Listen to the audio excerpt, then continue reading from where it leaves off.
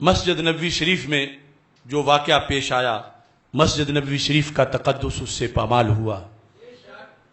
میں پہلے کئی بار کہہ چکا ہوں کہ یہ سب کھوٹے سکے ہیں، جو جسے کل کوئی وزیر اعظم کہتا تھا، جسے آج کوئی وزیر اعظم کہتا ہے، نواز شریف ہو یا عمران خان یا شہباز یا زرداری، یہ سب چور، ڈاکو، لوٹے، چکے، لٹیرے، دین دشمن۔ زرداری نے غازی ممتاز حسین قادری شہید رحمت اللہ علیہ پہ F I R کٹوائی، Nawaz Sharif نے پھندے پہ چڑھایا، عمران خان نے مبینہ ملعونہ کو بگایا۔ سب جوتے تو معمولی چیز ہے کہ یہ جوتوں کے مستحق ہیں، اس سے بڑی چیز، مگر مسجد نبوی شریف میں ادب گاہے زیر آسماں از عرش نازک تر، نفس گم کردمی آئے جنید و با یزیدی جا، وہاں احتجاجی نعرے لگانا جو عمران خان کے حامیوں نے لگائے، یہ بہت بڑی جسارت ہے۔ سعودی حکومت کو بھی چاہیے کہ ان لوگوں کو دیکھ کر ان کے خلاف کارروائی کی جائے۔ یہ حدیث میں اس پر بھی پیش کرنا چاہتا ہوں، یہ بخاری شریف ہے، کتاب الصلاۃ ہے، صفحہ 126 ہے اور حدیث نمبر 470 ہے۔ حضرت صاحب بن یزید کہتے ہیں، کنت قائما فی المسجد، مسجد سے مراد ہے مسجد نبوی شریف، کہتے ہیں میں مسجد نبوی شریف میں کھڑا تھا، فحاسبنی رجل، تو مجھے ایک شخص نے اپنی طرف متوجہ کیا۔ اب ادب دیکھو، ایک تھا نا اس کا نام لے کے کہتے اے صاحب، یا صاحب تعال، یا کہتے شش۔ اس بندے نے کیسے؟ پر اس نے چھوٹی سی کنکری میری طرف پھینکی جس کی آواز نہیں تھی، معمولی سی، جتنا مثلا چنے کا دانہ ہوتا ہے، کہ میں دیکھوں یہ کہاں سے یہ کنکری چھوٹی سی آئی۔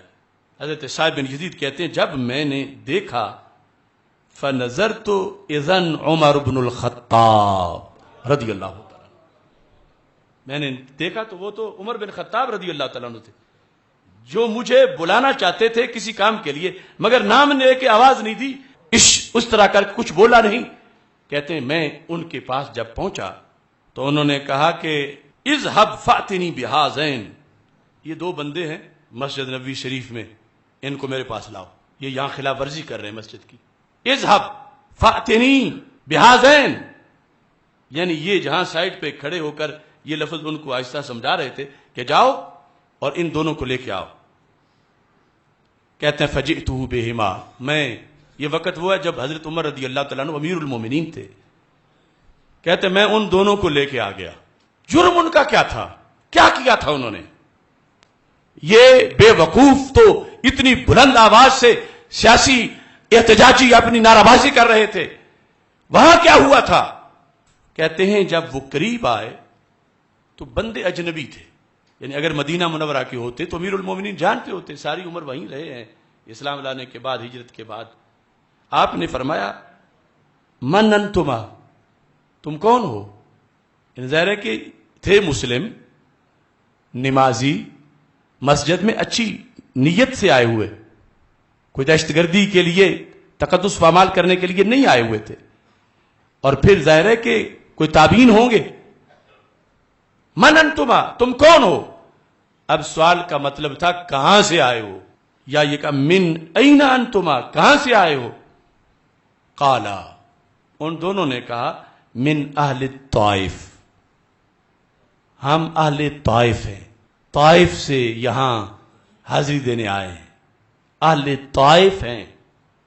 اب امیر المومنین کا فیصلہ سنو، فرمایا لو کنتما من اہل البلد لاوجعتکما، اگر تم ہوتے نا مدینہ منورہ کے تو میں تمہیں پکڑ کے کوڑے مارتا، یعنی اوجعتما کا جسمانی سزا دیتا، یعنی تم تک تو پھر ابلاغ ہو چکا ہوا نا تھا مدینہ منورہ کے، اس کے باوجود پھر اگر تم سے یہ غفلت ہوتی، تم ہو طائف کے، اگر تم اہل بلد یعنی اہل مدینہ میں سے ہوتے لأوجعتکما، میں تمہیں جسمانی سزا دیتا، لیکن اب چھوڑ رہا ہوں، تمہارا جرم کیا ہے؟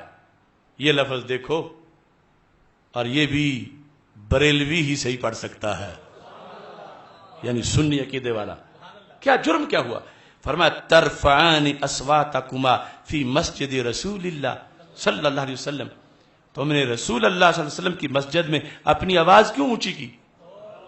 ترفعان اصواتکما فی مسجد رسول اللہ صلی اللہ علیہ وسلم، کہ سرکار کی یہ آگے وضاحت دیگر کتابوں میں ہے کہ آج بھی احکام وہی ہیں جو ظاہری آیات میں تھے، ادب کے تقاضے، اور تم نے آواز اونچی کی۔ یہ ہے مدینہ کی ریاست میں مدینے والے کا ادب۔ حضرت امیر المومنین نے تقاضے بھی پورے کیے، پھر مارا نہیں، لیکن مسئلہ تو بتایا اور کہا اگر تم اہل مدینہ سے ہوتے تو مار پڑتی۔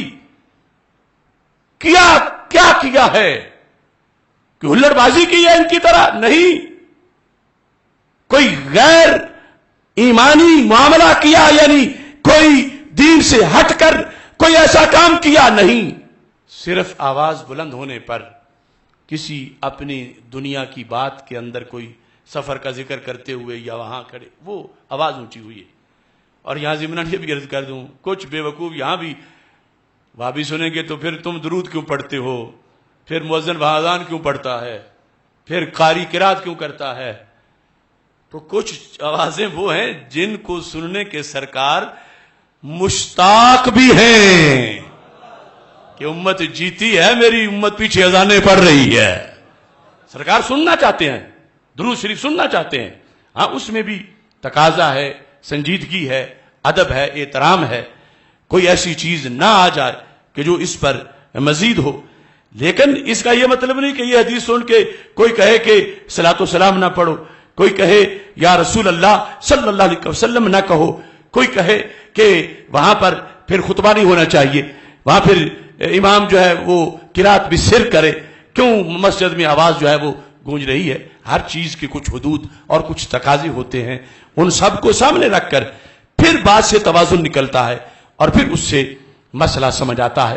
تو یہ جو بےہودگی ہوئی جنہوں نے پہلے کی، جنہوں نے اب کی، ہم اس کی پرزور مذمت کرتے ہیں اور یہ چاہتے ہیں کہ وہاں جیسے دیگر بہت سے ناجائز کام ہو رہے ہیں سعودی حکومت میں، اور حکومت ان ناجائز کاموں پہ پابندی لگائے، وہاں اس ناجائز پہ بھی پابندی لگائے، اور جن جائز پہ پابندی لگائی ان کو اس پابندی کو اٹھائے۔